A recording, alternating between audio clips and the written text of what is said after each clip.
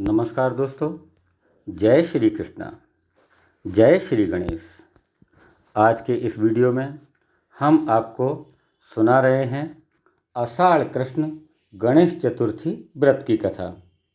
इस कथा में राजा महीजीत की कथा का वर्णन किया गया है। पार्वती जी ने गणेश जी से पूछा कि हे वत्स, आषाढ़ कृष्ण चतुर्थी बहुत ही शुभदायिनी कही गई है, अतः आप उसका विधान हमको बतलाइए। इस महीने के गणेश जी का क्या नाम है तथा उनकी किस प्रकार से पूजा करनी चाहिए।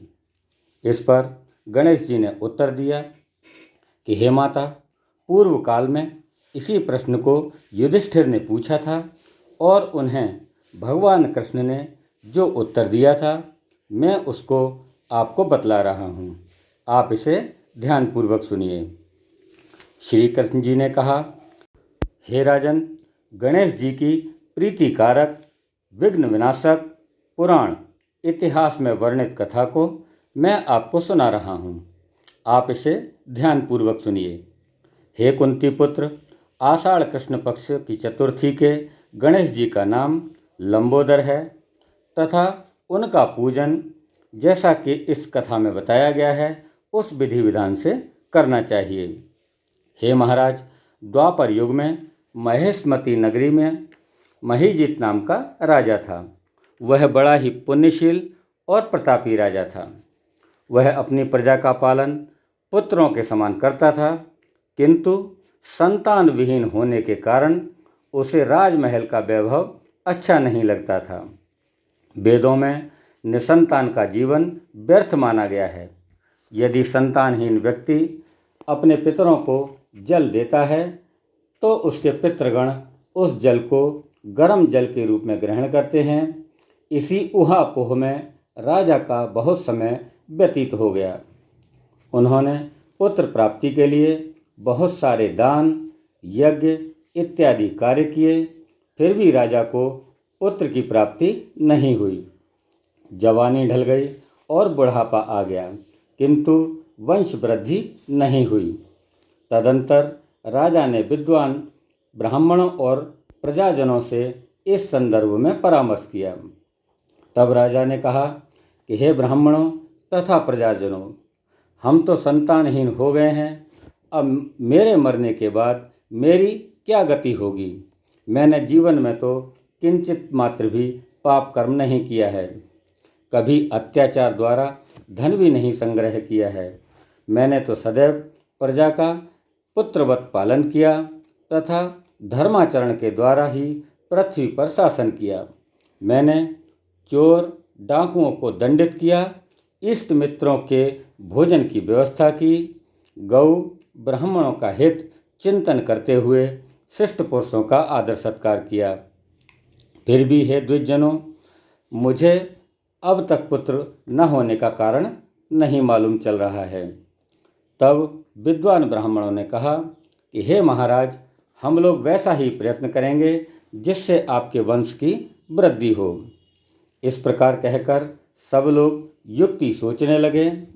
तब सारी प्रजा राजा के मनोरथ की सिद्धि के लिए ब्राह्मणों के साथ वन को चले गए। वन में जाकर पूरी प्रजाजन द्रुत गति से इधर उधर परिभ्रमण करने लगे। उन लोगों को उसी समय एक श्रेष्ठ मुनि के दर्शन हुए। वे मुनिराज निराहार रहकर तपस्या में लीन थे। ब्रह्मा जी के समान ही वे आत्मजित, क्रोधजित तथा सनातन पुरुष थे। संपूर्ण वेद विशारद, दीर्घायु, अनंत एवं अनेक ब्रह्म ज्ञान संपन्न वे महात्मा दिखाई देते थे। उनका निर्मल नाम लोमस ऋषि था। प्रत्येक कल्पांत में उनके एक एक रोम पतित होते थे, इसीलिए उनका नाम लोमस ऋषि पड़ गया। ऐसे त्रिकालदर्शी महर्षि लोमस के उन लोगों ने दर्शन किए। सब लोग उन तेजस्वी मुनि के पास गए।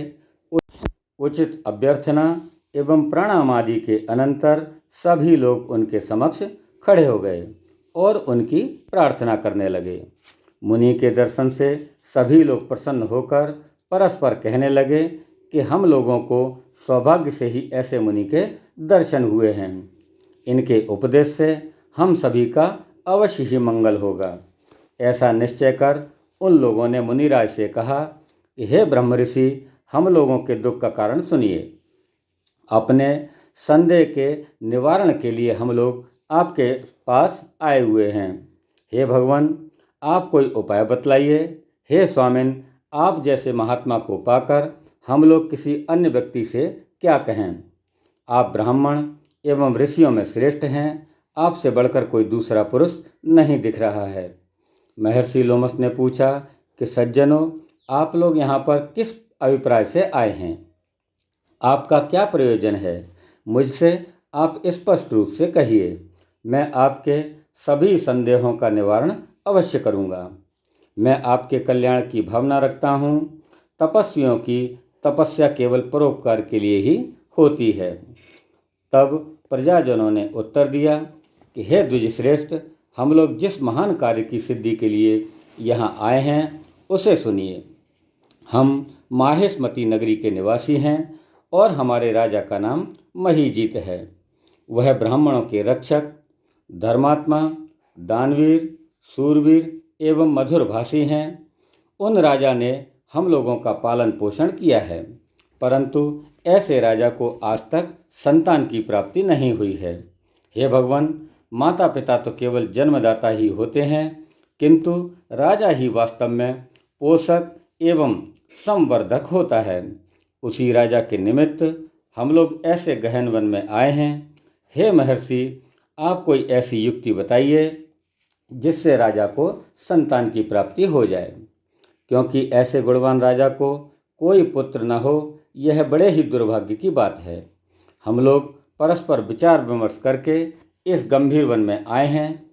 उनके सौभाग्य से ही यहाँ हम लोगों ने आपका दर्शन लाभ लिया है।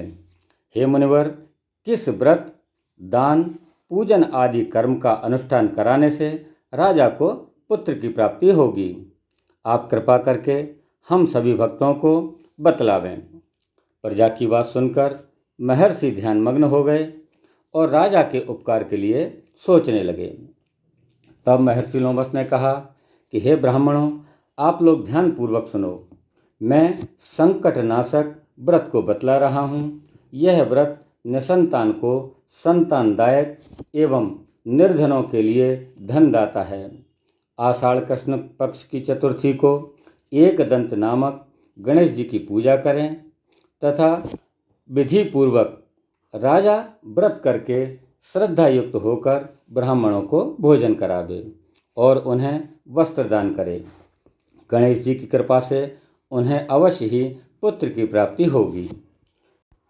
महर्षि लोमस के इस प्रकार के वचन सुनकर सभी लोग हाथ जोड़कर वहाँ से खड़े हुए और उन्हें नतमस्तक होकर तथा दंडवत प्रणाम करके सभी लोग नगर को वापस आ गए।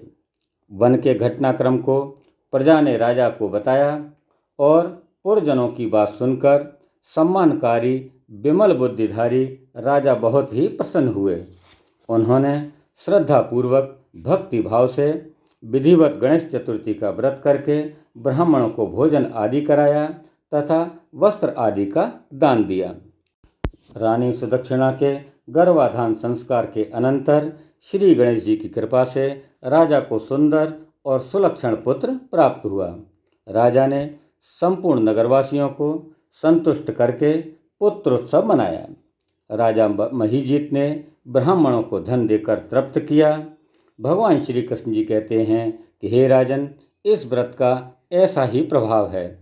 जो व्यक्ति श्रद्धापूर्वक श्रद्धान्वित होकर इस व्रत को करेंगे वे समस्त संसारिक सुखों के अधिकारी होंगे। श्री कृष्ण जी ने कहा कि हे महाराज, आप भी इस व्रत को विधि पूर्वक कीजिए। आपके संपूर्ण शत्रुओं का विनाश होगा और आप अचल राज्य के अधिकारी बनेंगे। हे भूप शिरोमणि युधिष्ठिर, जो पुरुष इस व्रत को करते हैं वे चाहे एकांत से भी ऋषि हों अथवा विद्वान, उन्हें निर्विघ्न रूप से पुत्र आदि की प्राप्ति होती है। जो मनुष्य गणेश जी के चरित्र को सुनते हैं अथवा दूसरों को सुनाते हैं उन्हें सब कार्यों में सिद्धि प्राप्त होती है। बोलिए श्री गणेश जी महाराज की जय। तो भक्तों, यह थी आषाढ़ कृष्ण गणेश चतुर्थी व्रत की कथा। आपको कैसी लगी हमारी यह कथा? आप हमें कमेंट बॉक्स में जाकर अवश्य लिखें। साथ ही हमारे इस वीडियो को लाइक करें, अपने मित्रों में शेयर करें और आप हमारे चैनल पर यदि नए हैं तो हमारे इस चैनल को सब्सक्राइब करके उसके नोटिफिकेशन को ऑन कर लें, जिससे हमारे आने वाले सभी वीडियो आपको समय समय पर मिलते रहें। धन्यवाद। जय श्री गणेश।